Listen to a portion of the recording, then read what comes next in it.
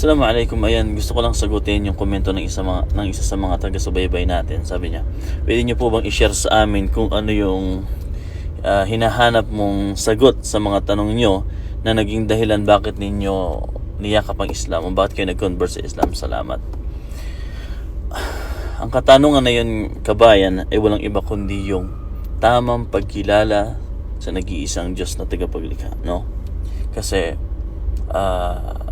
as a Roman Catholic, lumaki ako bilang Romano Katoliko na naniniwala sa tinatawag na Trinity. Yung pagkilala sa Diyos Ama, Diyos Anak, at Diyos Espiritu Santo. Ngayon, dumarating ang punto na ako ay nagninilay-nilay at nagmumuni-muni at natatanong ko ang aking sarili, papaano yung ganitong pagkilala sa Diyos? Kasi merong Diyos Ama, merong Diyos Anak, merong Diyos Espiritu Santo. Ngayon, sino yung pag-uukulang ko ng pagsamba dito? 'Di ba? Siyempre, kapag sinamba ko ang Diyos Ama, paano yung Diyos Anak? Paano yung Diyos Espiritu Santo? Kapag naman halimbawa tinawag ko yung Diyos Anak, paano yung Diyos Ama at Diyos Espiritu Santo? 'Di ba? Kumbaga, bakit ganun yung concept ng pagkilala sa Diyos na tagapaglikha? Kasi pag sinabing isa, absolutely one dapat, di ba?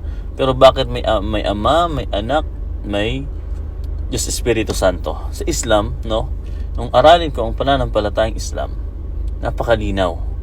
Kaya nga, mayroon isa sa mga chapter ng maluluhating Quran. Sinabi niya, Qul a'udhu billahi minash shaitanir rajim, bismillahirrahmanirrahim. Qul huwallahu ahad. Sabihin mo, Muhammad, na ako ang Allah ay nag-iisa. Napakalinaw po niyan. Allahus Samad, walang pangangailangan, hindi siya nauuhaw, ni hindi nagugutom, ni hindi napapagod, ni hindi namamatay. Nakatulad ng pinaniniwalaan ko noong ako ay Roman Catholic. Tulad halimbawa, nakalagay sa Biblia na nagpahinga ang Diyos, namatay ang Diyos, at pagkaraan ng 3 araw ay nabuhay na magmuli.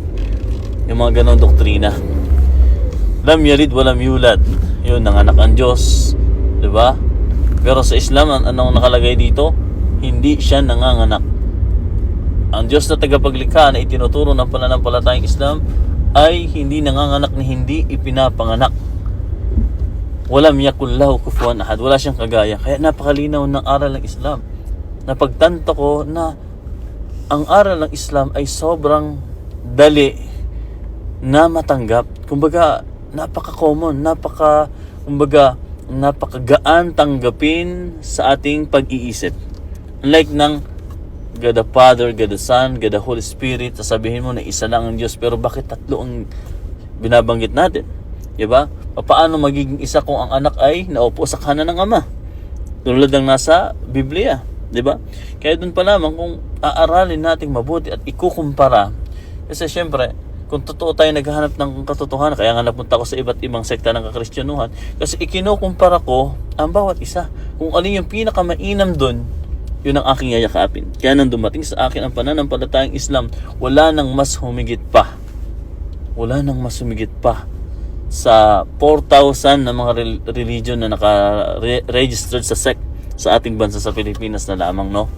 Wala nakahigit sa pananampalatayang Islam. Yun lamang po, sana'y nagsagot, kabayan, ang iyong nais malaman sa komento mo. Assalamualaikum.